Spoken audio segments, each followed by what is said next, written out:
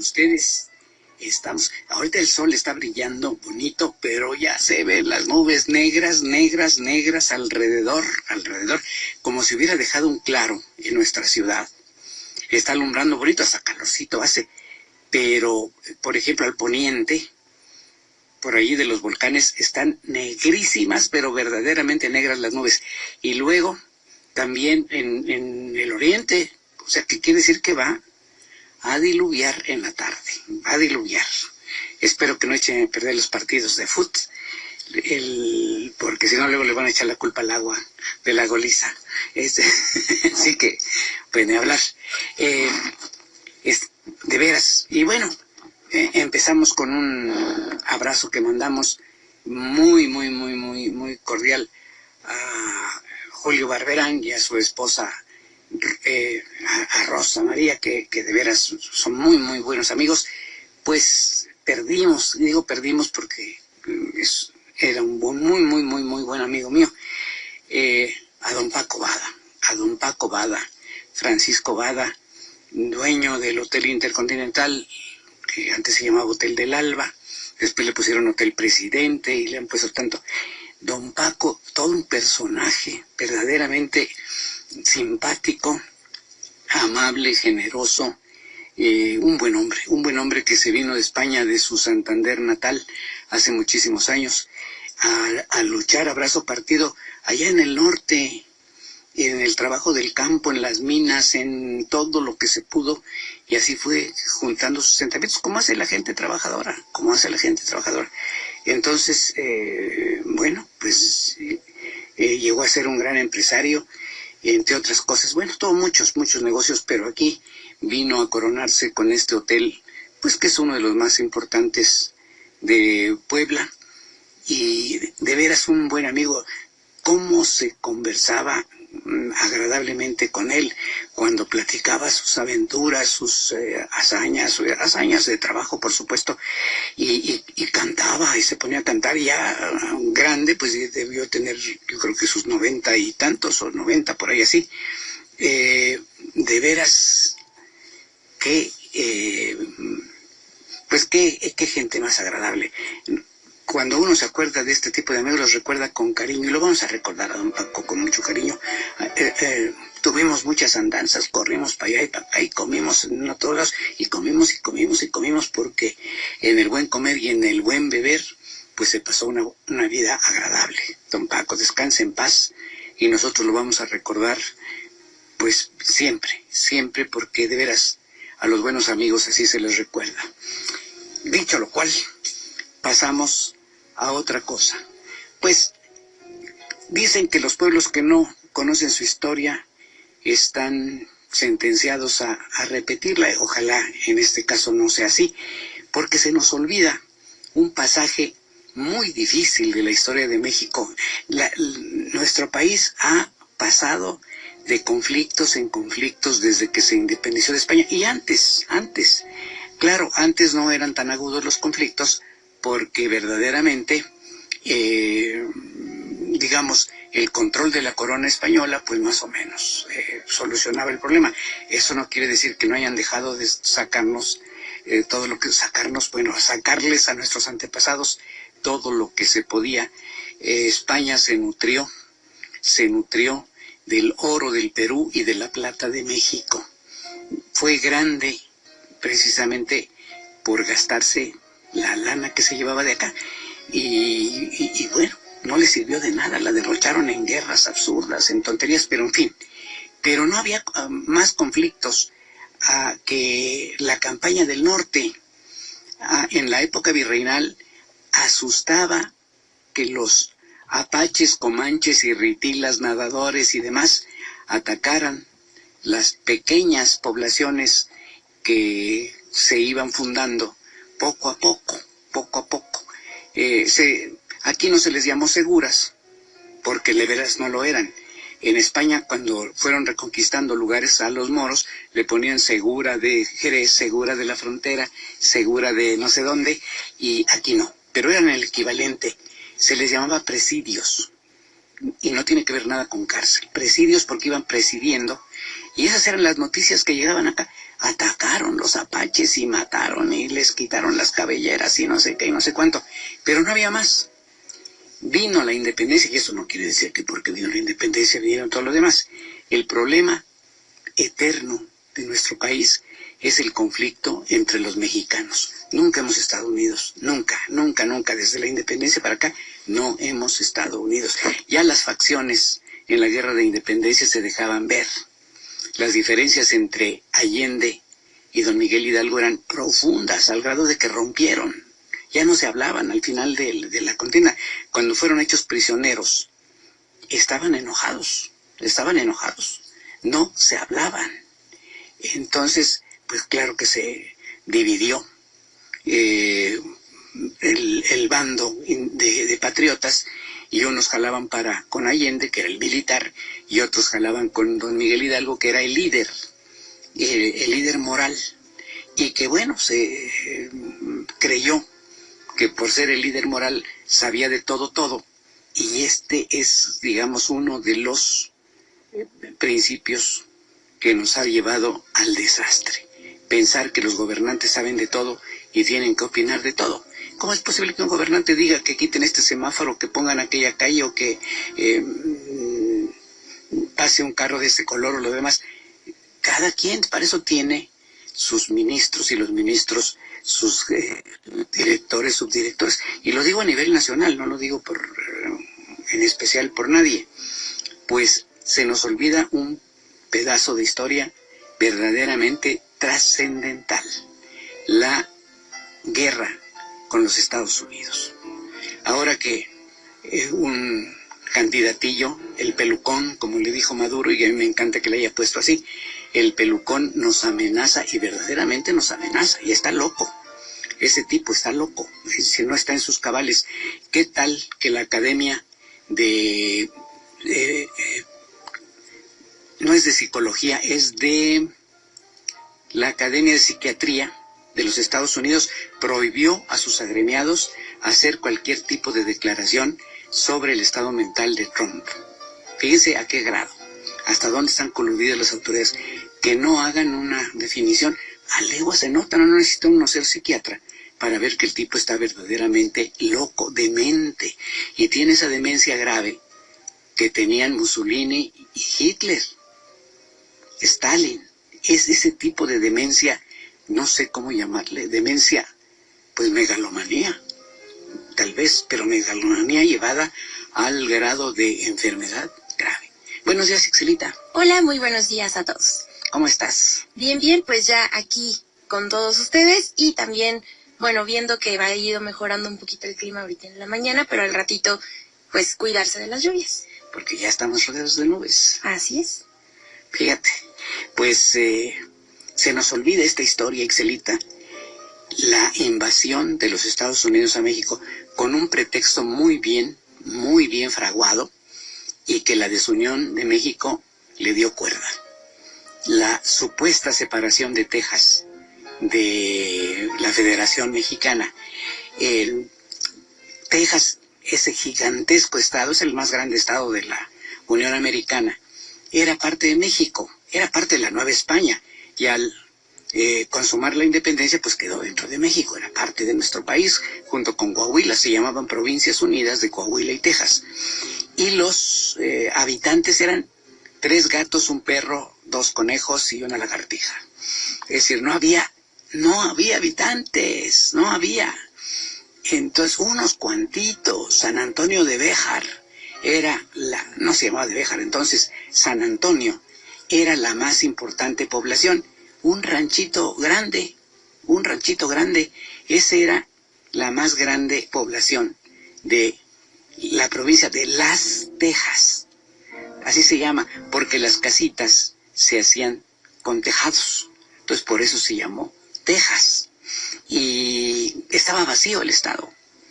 Entonces, muy hábilmente, los Estados Unidos, que estaban en expansión, empezaron a fraguar un plan de mandar colonos sajones, para que fueran apropiándose de las tierras, pues con el pretexto de que ponían sus ranchos, ponían las extensiones para ganado, fieles, entre comillas, dobles, al gobierno de México. pidieron permiso y yo, graso error, graso. Pidieron permiso para entrar al territorio tejano y poner sus ranchitos, obedeciendo las leyes mexicanas. Sí, chucha tus calzonzotes. Pues poco a poco fueron entrando más y más y más y más, de tal manera que cuando nadie se había dado cuenta, eran ya mayoría en ese territorio. Entonces ahí vino la segunda parte del plan. En vista de que no recibían ningún apoyo de parte del gobierno central, y de veras no lo recibían, sí, no lo reciben. Imagínense ustedes en aquellos tiempos en que una caravana de ayuda tardaría meses en llegar hasta aquellos territorios. ¿Y qué les podían ayudar? No es como ahora que van víveres y trailers y helicópteros y no sé cuánto. No. Entonces eran caravanas que llevaban pues algunos víveres, algunas cosas, y casi siempre eran atacadas por los apaches, comanches, etcétera, y saqueadas. Entonces, con ese pretexto, los colonos tejanos declararon su independencia de México y crearon algo que solamente quedó en el papel, la República de Texas. La bandera de Texas es la misma que enarbolaron estos hijos de su mal dormir. Una franja blanca con una parte roja y una estrella. Y declararon República de Texas. Por supuesto que el gobierno mexicano no reconoció. Era ilegal. Y emprendió una lucha, una guerra contra los separatistas. Pero entonces, con el pretexto de esa injusticia, Estados Unidos entró a defender a los colonos y empezó la guerra. Como México no quiso reconocer la independencia de Texas, los Estados Unidos nos invadieron. Se nos ha olvidado eso. Ixelito, se nos ha olvidado. Y por eso ponemos en la vía Tlaxcala letreros en inglés, anunciando departamentos, y a todas las tiendas les ponemos nombres en inglés. Y bueno, hasta hay comedias en que los escuincles dicen 3, 4 palabras en español y las demás en inglés, y las viejas encopetadas también sacan sus anglicismos, ni siquiera saben que son anglicismos, porque normalmente son de una ignorancia supina, ¿verdad? Pero en fin, por eso nos fue como nos fue. No había unidad entre los mexicanos. Vamos a unos mensajitos. No, ya no vive mi querida tía Carmelita. Falleció, ya tiene rato que falleció. Era simpaticísima mi tía, pero de veras simpática. De repente me acuerdo de ella porque tenía unas puntadas muy especiales. No, pero fíjese, ya pasó a mejor vida hace mucho tiempo. Y también un saludo para la señora Ángeles Romero, quien pide por favor hablar un poco sobre el chile en nogada, dónde se creó, con qué orden de qué convento y dónde se sirvieron a Iturbide. Bueno, ahorita hablamos un poquito más adelante de ello, ¿me acuerdas? Que hablemos de los chiles y con muchísimo gusto. Y estaba yo hablando de esta intervención de los gringos. Pues ellos tenían pretextado quedarse con la mitad de nuestro territorio, más de la mitad de nuestro territorio. Y entonces, en una guerra verdaderamente injusta, invadieron nuestro país por el norte, es decir, desde Texas, que ya se habían apoderado de ella, entraron a territorio mexicano, y por el otro lado entraron por Veracruz, o sea, como una pinza, por dos lados. Santana, que era el presidente, y antes decíamos, es el más desgraciado y canijo de los presidentes. No, ya no lo podemos decir. Ya lo superaron, pero de veras lo superaron. Varios. Ya puede decirse que era un muchacho travieso, a comparación de eso, porque sí, hizo tontería y media, por no decir tarugadas, pero jamás en la vida del tamaño de las que han hecho después. Y no digo nombres para que no se confundan, y ahorita le hagamos caso nomás a Santana. Fue a combatirlos, pero verdaderamente de la manera más absurda. ¿Cómo se lleva un ejército desde el centro de México hasta Texas caminando, unos ratos a pie y otros andando? Pues llegaron muertos y fueron presa fácil de los norteamericanos. Hubo batallas, por ejemplo, la de en San Antonio, la batalla del Álamo, que ganaron los mexicanos y que han ensalzado tanto en Estados Unidos que de veras da coraje. Cuando uno va a San Antonio y pasa por el Fuerte Álamo, es una verdadera afrenta a México. Para empezar, lo que se dice históricamente es falso, y inocentes tejanos que fueron masacrados por el ejército de Santana, quién sabe qué, desgraciados, insurrectos, malvados que se estaban robando el territorio. Es como si agarras un ratero en tu casa, te lo escabechas y entonces le hacen monumento al ratero y a ti te tachan de criminal y canalla y todo lo que sea. Eso es lo que pasó, exactamente eso es lo que pasó. Pero en fin, era un corrupto presidente de la República y su corrupción estaba extendida por todas partes. Pero el país estaba dividido, y estaba dividido no en dos, como siempre se dice, sino en varias facciones. Había liberales y conservadores, pero entre los conservadores había los polcos, los puros, los quién sabe qué, y entre los liberales, bueno, una cantidad de facciones, como ahora. ¿Qué podemos decir? Que hay dos corrientes políticas. No, hay muchas, y dentro de cada partido político hay varias. Que si los chuchos, los chochos, los chichos y los demás. Entonces, finalmente los norteamericanos llegaron, pasaron por Puebla. En Puebla no hubo combates, tomaron posesión de nuestra ciudad, avanzaron hacia México, mientras la columna que venía del norte entró también al Valle de México. En lugar de atacar por la villa, que es por donde estaban entrando, con mucha inteligencia rodearon por afuera de los cerros y entraron por el sur, por Tlalpan.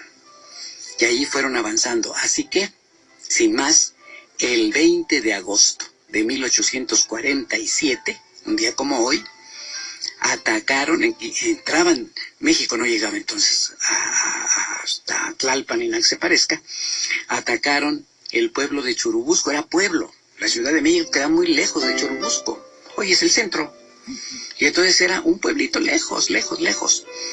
Atacaron Churubusco, pero Santana había dicho que despejaran para que entraran sin combate los norteamericanos. Sin embargo, hubo patriotas que se sobrepusieron a esas órdenes absurdas y dispusieron la defensa de la ciudad. Uno de ellos, don Pedro María Anaya, general, no amigo de Santana, que se parapetó en donde pudo. ¿Y dónde pudo? En los muros, en las tapias del convento dieguino franciscano, o sea, de San Diego. Ahí está el convento de San Diego. Sus muros gruesos permitían defender a los soldados mexicanos de las balas de los norteamericanos. No de los cañonazos, pero sí de las balas de rifle. Y allí se entabló un día como hoy una terrible batalla. 1,300 mexicanos resguardados en los muros del convento contra 7,000 norteamericanos que avanzaban implacables con armas modernas, mientras que aquí pues todavía eran de espérame tantito. Esa fue una batalla muy injusta, desigual, y hay que decir algo muy importante. Ya no nos acordamos de la historia, ya no hay ni una ceremonia. En México por ahí ponen una ofrenda de flores en la estatua del general Anaya y en Churubusco, pero ya no va ni, antes iba el presidente de la República, no, mandan algún propio de la delegación o alguna cosa así, que vaya y le ponga ahí un ramito de flores en la estatua y adiós mi jorongo, o sea, se acabó, nadie se acuerda de eso. Pues fíjense ustedes que con los norteamericanos venía un batallón grande de irlandeses norteamericanos, por supuesto. Los irlandeses son de los primeros emigrantes después de los ingleses y de los holandeses que enriquecieron a los Estados Unidos. Los irlandeses, a diferencia de los otros, eran católicos. Los irlandeses son católicos, muy católicos, es uno de los países más católicos del mundo. Y venía este contingente, este batallón, que se llamaba de San Patricio, porque San Patricio es el patrono de Irlanda. Y cuando entraron a México, porque les habían dicho que en México había una barbarie y no sé qué, y bueno, hasta persecución de la iglesia, y cuando se dieron cuenta de que era una injusticia lo que estaban cometiendo los Estados Unidos, se quitaron del mando de los Estados Unidos y se unieron a la defensa de México. Así que en Churubusco estaban los irlandeses junto con los mexicanos defendiendo el convento. La batalla duró prácticamente todo el día, no podían vencer la resistencia. El general Anaya vio que se agotaban las municiones y mandó unos propios, fueron como 4 o 5, a caballo hasta la Ciudad de México para pedirle urgentemente al presidente de la República, el general Santana, que les mandara pertrechos. ¿Y qué creen? El general Santana se escondió y sus segundos tenían instrucciones de no mandar nada. Y le dijeron, no hay pertrechos. Había cuarteles que estaban repletos de pertrechos. No se los quiso mandar, primero porque decía que el general Anaya lo desobedeció, enfrentándose a los invasores, y segundo, porque nadie podía brillar más que él. Así que dejó a su suerte a los mexicanos. A final del día, en la tarde, los mexicanos no tenían un solo repuesto, no tenían municiones, no había una bala en todo el convento. No les quedó más remedio que, llorando, levantar una bandera blanca y rendirse. El general Twiggs, que era el avanzado de las fuerzas norteamericanas que estaban al mando del general Zacharias Taylor, llegó con un grupo de soldados, de oficiales, y se encontró con una sorpresa. Todas las tropas mexicanas estaban formadas, muy ordenadas, esperando la llegada de los vencedores. Vamos a unos mensajitos.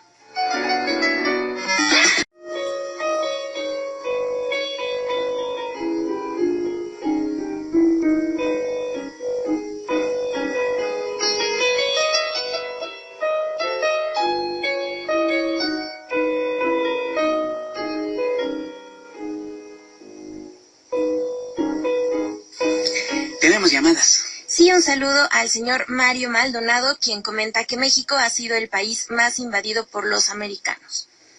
No, ha habido otros países más invadidos, como Filipinas, por ejemplo. Pero sí, no nos quedamos atrás, nos han tundido, pero a su gusto. Y bueno, también un saludo para Marta Morquecho, quien pregunta si se puede comentar algo sobre la feria de San Pedro Cholula, de cuándo empieza y qué le parece la feria. No conozco la feria de San Pedro Cholula, que es del chile en nogada, pero no la conozco, no puedo opinar de ella, porque no he pasado. Estuve en Cholula, antier estuve todo el santo día, pero no tuve oportunidad de pasar porque está en la plaza, en la Plaza de la Concordia, en la plaza principal, pero no sé, no le puedo dar buenos datos.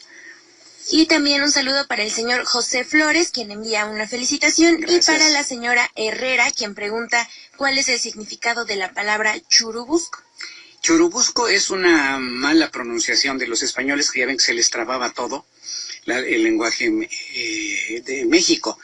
El nombre original era Huitzilopochtli, que quiere decir a donde está o donde vive Huitzilopochtli.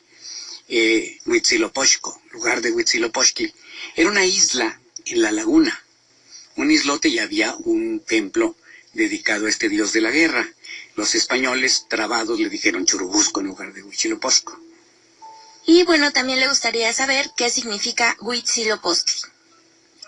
Huitzil significa colibrí, o Pochtli al sur, el colibrí que va al sur. Eso significa, es el dios principal de los Mexica Tenochca y Mexica Tlatelolca. Sí. Bueno, pues ya voy a acabar esta narración. La tropa mexicana alineada, formada con mucha disciplina, todos desgarrados, llenos de tierra, bueno, pero bien formaditos, recibieron al general Twiggs y a sus acompañantes, se cuadraron ante ellos, les hicieron los honores de rigor, y el general Anaya al frente. En cuanto entró el general Twiggs, una vez que lo saludaron, se presentó ante él el general Anaya y le entregó su espada. El norteamericano se la devolvió, le dijo que no, que la aceptaba. Entonces el general Anaya agarró la espada y sobre su rodilla la rompió. Fíjense qué fuerza para romperla, para decir, pues ya, no puedo pelear, estoy vencido. Y entonces el general Twiggs, muy atento, porque bueno, pues era el vencedor, le preguntó algo que no entendió, y entonces alguien que sabía que era bilingüe, entonces no había tanta payasada como ahora, que todos somos bilingües, le dijo, pregunta el general que dónde está el parque, quiere que le entreguen el parque. Y son famosas las palabras que contestó el general Pedro María Anaya. Señor general, si hubiera parque, no estaría usted aquí. El general Twiggs le hizo el saludo y en ese momento dio la señal para que entraran las tropas norteamericanas. Lo primero que hizo el general Taylor, que fue el que entró después del general Twiggs, separar a los irlandeses de las tropas mexicanas y decir que eran traidores al ejército de los Estados Unidos. De inmediato, los oficiales fueron fusilados, los oficiales irlandeses, y la tropa, marcada con fuego, con hierro caliente, con una C de coward, de cobarde, y verdaderamente maltratados, y los oficiales menores ahorcados en los postes de telégrafo de la calzada de Tlalpan. Fue terrible lo que pasó con los irlandeses, por eso le hacemos homenaje al batallón de San Patricio. Hay una calle que se llama San Patricio, y Mártires Irlandeses, una colonia, precisamente por estos soldados que, viendo la injusticia, se pasaron a luchar contra los ofendidos, que éramos nosotros, que eran nuestro ejército. Y bueno, así cayó Churubusco el 20 de agosto de 1847, y no hubo más obstáculos para que entraran a la Ciudad de México. Qué tristeza, qué tristeza. Pero en fin, ya se nos olvidó, que muy poca gente sabe que eso pasó. A partir de esta fecha, todas las demás efemérides son del avance de los Estados Unidos sobre los alrededores de la Ciudad de México, como atacaron Chapultepec, el Molino del Rey, etcétera, etcétera, etcétera. Pero bueno, eso era lo que teníamos que decir. ¿Qué teníamos pendiente? Y bueno, platicar un poco sobre el chile en nogada. Bueno, para empezar, yo les quiero decir que mañana me voy a dar una escapadita a San Andrés Calpan. Me voy a Calpan porque me hicieron favor de invitarme. Voy a dar una platiquita en el convento franciscano a las 4 de la tarde para hablar un poco de lo que llevan los chiles en nogada y la historia de ellos. La nuez, por ejemplo, que se empezó a sembrar antes que en ninguna otra parte de nuestro país, en Calpan. Así que, bueno, la nuez es de Castilla y por eso le decimos nuez de Castilla, pero se empezó a sembrar en nuestro país en la huerta del convento franciscano de San Andrés Calpan. Ahí empezó, con otros productos. Mañana vamos a hablar de eso, así que están cordialmente invitados. Es en el propio convento franciscano de Calpan a las 4 de la tarde. Hay feria de los chiles en nogada en San Andrés Calpan. Esa sí la he visto varias veces y se pone muy buena, muy buena. Yo les recomiendo que se den una escapadita a San Andrés Calpan. Y bueno, no porque vayan a disfrutar mi conferencia, porque no es para disfrutar, pero pues me oyen si quieren, y si no, se dan una vuelta por la feria, que están los puestos con sus banquitas y todo, para quien quiera disfrutar este platillo delicioso de temporada. Y claro, a mí me invitaron generosamente, me invitó una familia, pues a entrarle con singular alegría antes de la conferencia. Así que ya voy a ir bien repuesto para la conferencia de un chilito en nogada. Y bueno, también le enviamos un saludo a Lorenzo Cubillo, quien pregunta por qué se le llama americanos a los que viven en Estados Unidos. Ellos se apropiaron antes que nada del nombre del continente. Pues fueron listos, son los primeros que se independizaron, pues hicieron lo que ellos querían, ¿no? El continente se llamaba América, pero ellos, al no tener un nombre propio, el país, al no saber cómo se llamaba o qué nombre ponerle, decidieron ponerle todo el continente, América. Y en su ámbito, en su territorio, realmente los norteamericanos, no, cuando uno les dice América y se está refiriendo al continente, ellos solo entienden su país. El resto no sé cómo nos digan, pero será Latinoamérica o Sudamérica o no sé cómo caramba nos digan, pero América es para ellos. La doctrina Monroe, de este político norteamericano James Monroe, decía América para los americanos, pero se refería a sus paisanos, no se refería al resto del continente. Y mira que se apropiaron de buena parte de nuestro territorio y si les dieran chance se apoderaban de más, como el infame que es candidato a la presidencia de los Estados Unidos. Ay, si lo sueltan será como un perro rabioso sin cadena, de veras. Y bueno, también le enviamos un saludo a la señora Lolita de Rosas, quien también envía saludos, y a Claudio Bernal, quien pregunta dónde se puede encontrar en Puebla un ejidatario o ejido. Ejido, pues ya hay poquitos, a ver dónde habrá ejidos. Ejidos todavía por ahí, por Chachapa, por la Resurrección, aunque ya son ejidos light, perdón por usar esta palabra gringa, pero porque ya los ejidatarios vendieron, hicieron de las suyas y a veces hasta chanchullos porque vendieron 2 y 3 veces, pero por ahí hay ejidos todavía. Ya no más de nombre, porque yo creo que ya de uso quedan muy pocos en el ámbito del municipio de Puebla. Sí, bueno, y entonces me estaban preguntando, fíjense, el historiador Enrique Cordero y Torres, mi querido amigo, que en paz descanse, buscó y encontró por ahí una leyenda que Salazar Monroy, Catarino Salazar Monroy, un señor muy, digamos, interesado en las tradiciones y en las leyendas de Puebla y Tlaxcala, era tlaxcalteca, escribió una serie de folletitos por allá en los años 30 que trae sobre el convento de Santa Mónica, sobre la historia del mole, sobre las hazañas, sobre la fundación de Puebla, en fin, muchos. Y uno de ellos habla sobre los chiles en nogada. Y menciona una leyenda que sabrá Dios de dónde la sacó aquel. Don Enrique la tomó y la publicó en sus textos, y mucha gente se la cree, no la había oído hasta ahora, que 3 oficiales del ejército tenían sus 3 novias, bueno, cada uno su novia, no vayan a creer que cada uno tenía sus 3 novias, o a lo mejor, eso no me meto en esos recovecos, pero, y que sabiendo que Iturbide iba a llegar, no sabían cómo festejarlo, y se les ocurrió ir a pedir a las monjitas. No, eso es mentira, eso es un cuento chino. Tan de moda los chinos que ganan mucho oro, tan de moda, pero no es cierto para nada.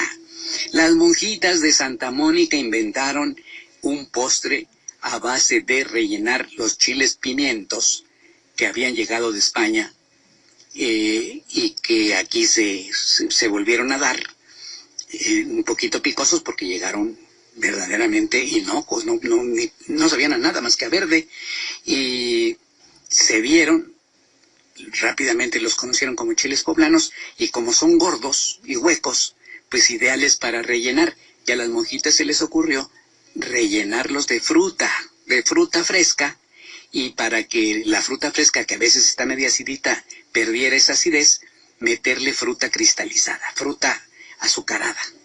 Y así se fue, así se inventó, capeada, porque estamos en el barroco, cuando se inventó más o menos a principios del siglo XVIII, y se llamó chiles bañados en salsa de nuez, capeados. El que diga que no es capeado, que lo capeen, no que lo capen, sino que lo capeen. Merecía más lo primero que lo segundo, pero capeados, porque eso es el barroco, y de ahí se inventaron. Se los ofrecieron a Iturbide muchos años después, cuando entró a la capital, a Puebla, el 2 de agosto de 1821, para ahuyentar a los españoles que se largaran a Veracruz y se fueran ya, dejando este país libre. Se los ofrecieron como un banquete. ¿En dónde?, nos pregunta la señora. En la casa del obispo. Vamos unos mensajitos y ahorita decimos dónde estaba la casa del obispo. Eduardo Merlo cuenta. Tu opinión también. Llámanos.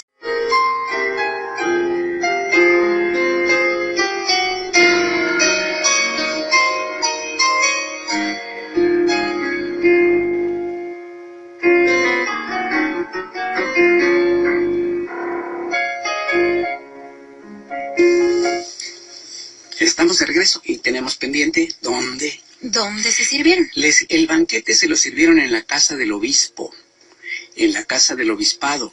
La Casa del Obispado es esa hermosísima casa que tiene su fachada a la 5 Oriente, esquina con 16 de septiembre. La fachada está hacia la 5 Oriente, o sea, hacia Catedral.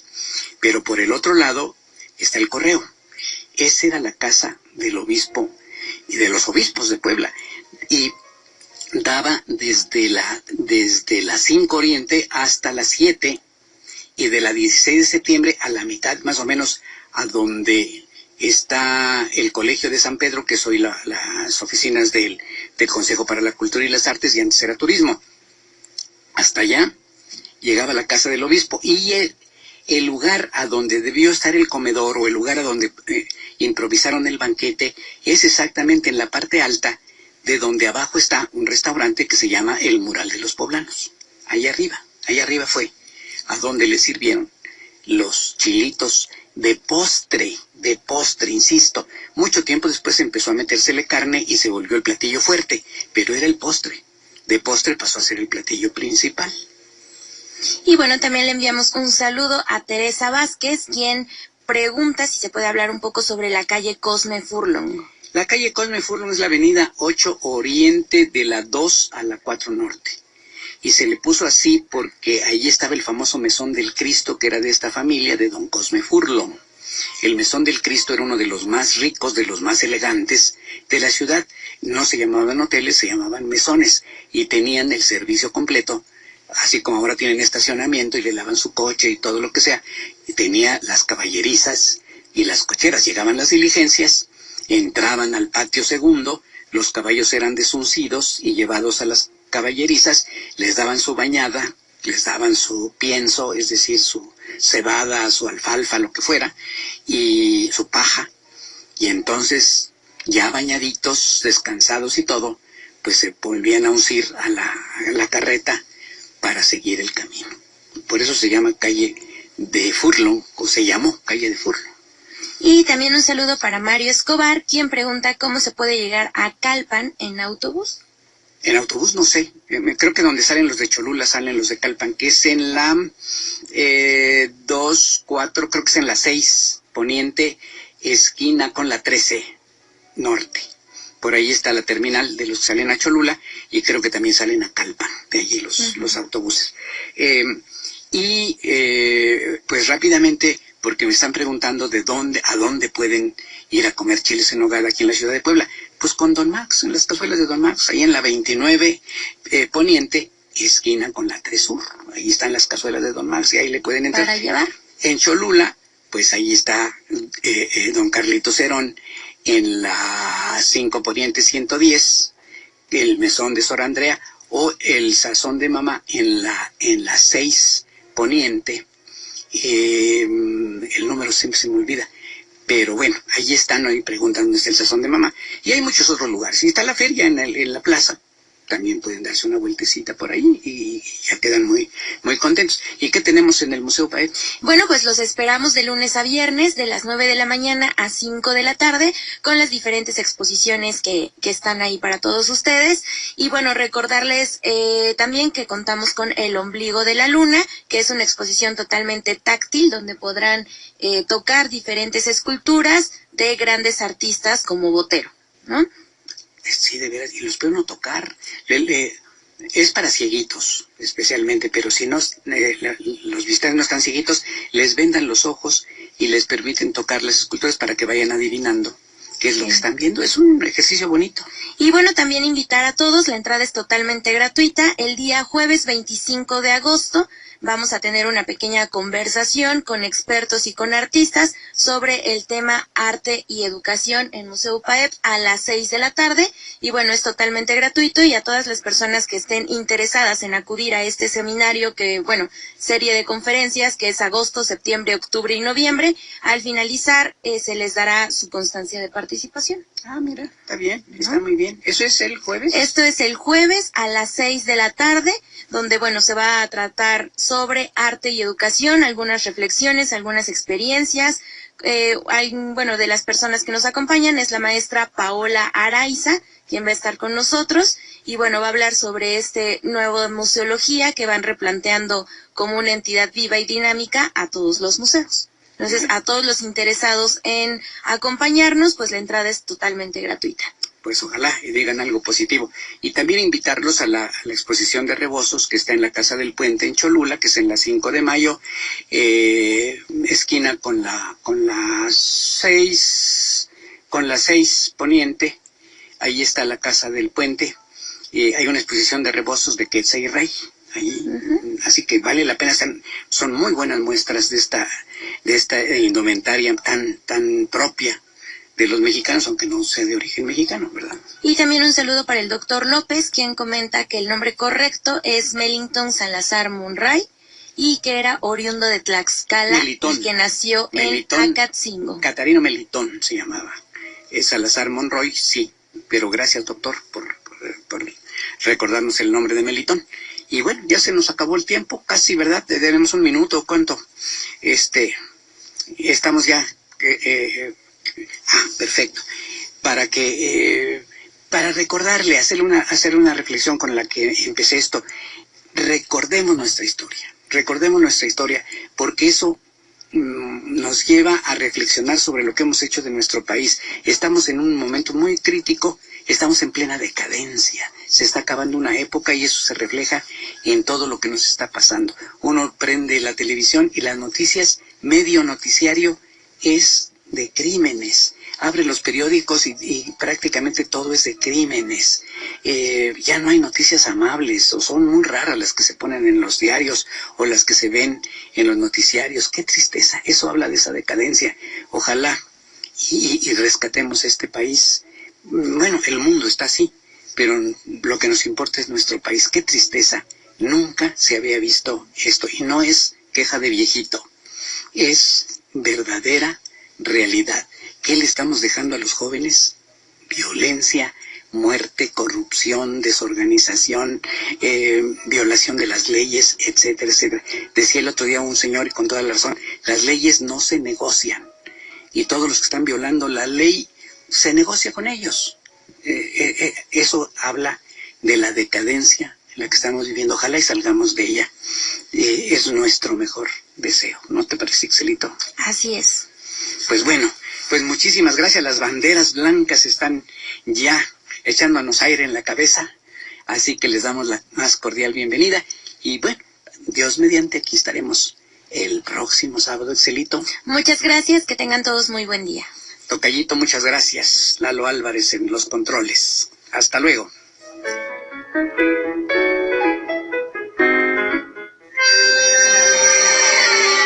Hay miles de historias que contar. Lamentablemente el tiempo se agotó.